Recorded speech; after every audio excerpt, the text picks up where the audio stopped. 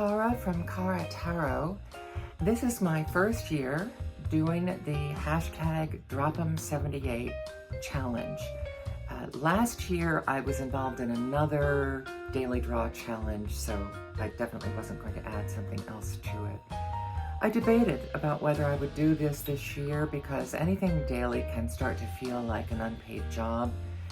And for me as a caregiver, and I'm having some of my own health issues right now, and then I have seasonal health issues with my breathing.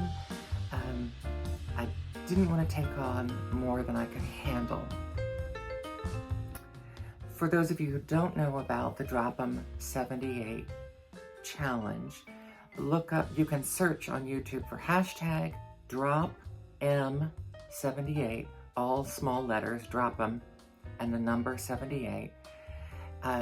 It is the brainchild of Esther at Mindful Tarot. That's the name of the channel. I'm pretty sure I have that right. And it's just a way of exploring a deck deeply. She has I will link 2 of her videos from the playlist about it under this video for easy access for you in the text under the video. But she has a full playlist for DropEm78 where she goes into a lot of different details over the years because she's done it for at least 4 years, 5 years. She's involved in a major cross-country marathon walk, I believe, right now, so she's not posting as much. There is a Facebook group also for Mindful Tarot, and that is also kind of a home for this. I won't describe any more of it because it's perfectly well described there and by other people involved. So I'll go into my thoughts about choosing my main deck. You have a main deck, and if you want to, you can have a secondary deck, and I do. Want to. So at first I thought I wanted to do a Tarot de Marseille and a Rider-Waite-Smith to do a fuller deep dive on a Tarot de Marseille. But in the back of my mind, I've been planning to do a Tarot de Marseille deep dive starting in January, so I'm going to keep that.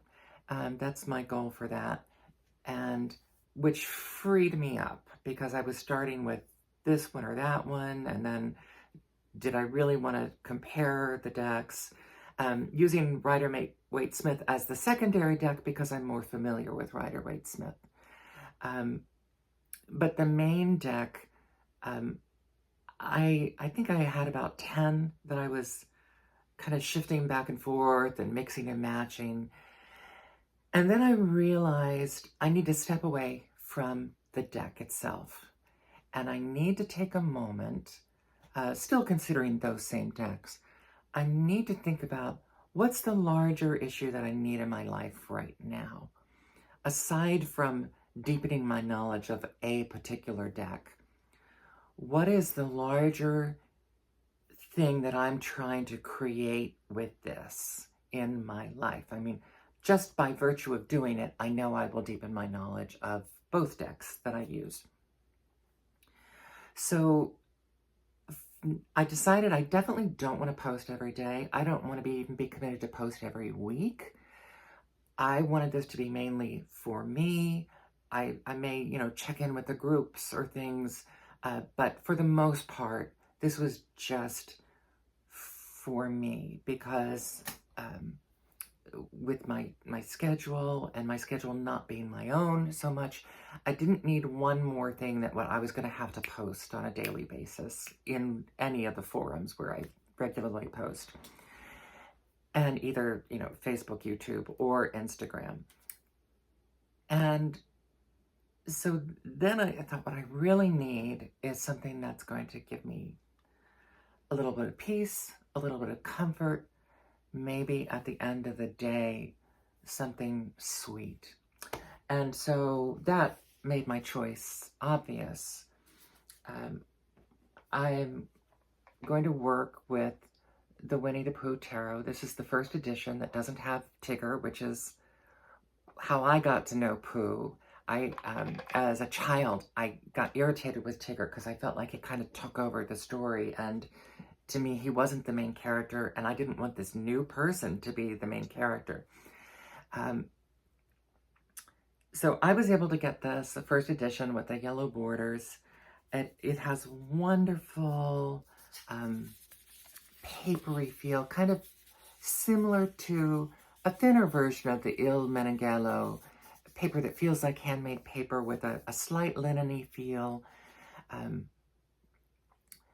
It does an excellent job of recreating the feel of the original drawings without being exact duplicates of the original drawings. I just think they really hit a wonderful mid-ground with it. So it's, I don't remember if I said, this was my dream deck. This was my deck that I thought, oh, I wish somebody would make a Winnie the Pooh deck.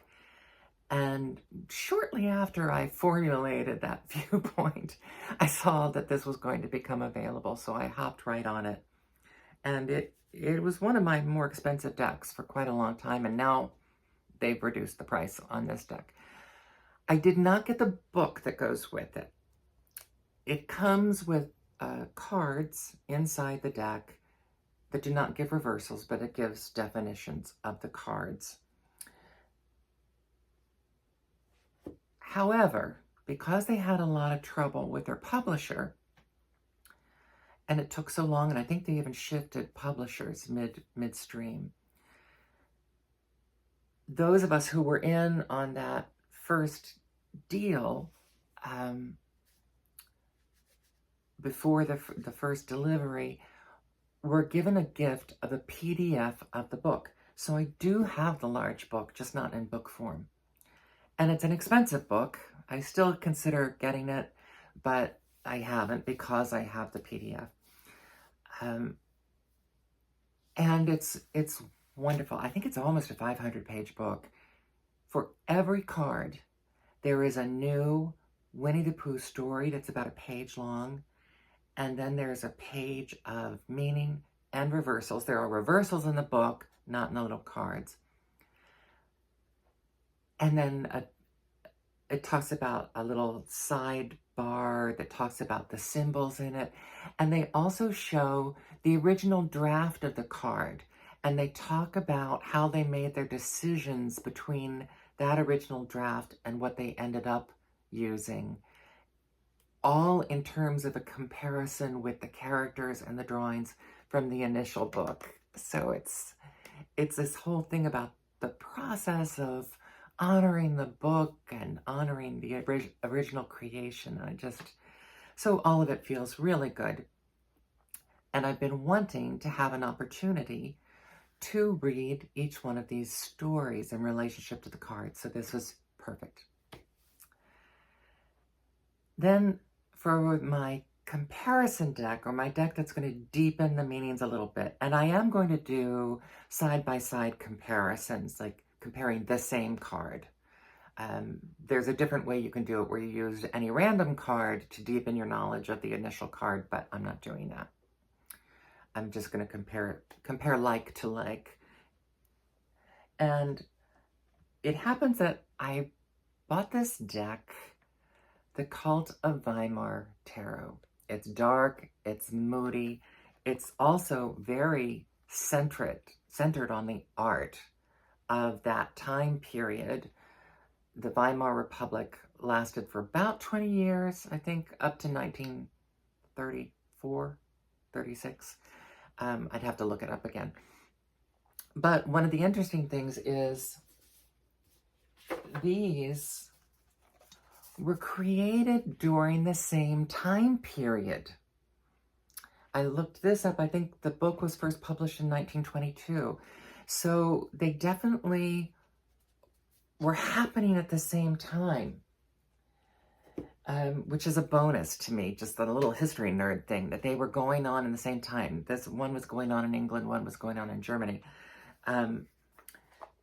The Cult of Weimar Tarot uses a lot of art from silent films and also photographs of the work of artists from that time period.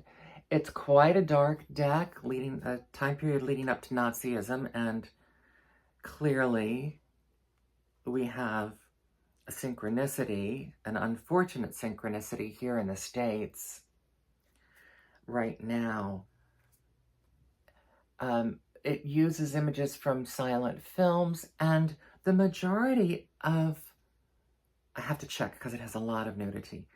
The majority of these images, what's said in the book has to do with telling you what the image is and who the artist was. There are only a few lines about each card. It still is incredibly traditional Rider-Waite-Smith system. It's just the imagery is so rich and so complex. And whoops, I think I'm gonna okay, I just like hit 5 random cards with too much nudity. So given that I didn't want to have to post every day, that freed me up to choose this deck because it would be very hard to post every day with a deck that has this much nudity in it. I am currently using it this week, for the first time using it this week for my general readings that I post almost every day. And even though I got it back in the spring, I hadn't worked with it until now, and it's so strong and so evocative. And I haven't even needed to look at the book because I know the Rider-Waite-Smith meanings, and it does such a good job of blending that original meaning with a completely different kind of imagery that just fires on all cylinders. And being as dark as it will be a great foil for the Wisdom of Pooh. And we'll illuminate those in a different way. So those are my 2 picks for starting Drop 'em 78. I'm looking forward to this. I may be a little bit of a lurker in the groups. I may read what other people say and not always comment. I'll be seeing what other people post on YouTube and just feeling out the whole scene of it, that in addition to doing it myself. But I start with an intention of the part that I'm doing for me to calm things down and give me this kind of hug with the story every night. That's my primary purpose. The rest of it is incidental, and that's kind of a self-protection mechanism coming into this, knowing I'm just beginning a new, possibly 10 weeks of physical therapy, and trying to schedule that with caregivers that come in while I'm gone. And my mother seems to be having a period of decline, which means I get woken up more at night, and just it's a little heavier right now, so something soothing is what I need. Well, I was trying to keep this to 10 minutes. I missed that, but thank you. And check the links below if you want more information on joining the Drop 'em 78. It begins on October 15th. So pick up a deck and join in if you want to. Thank you.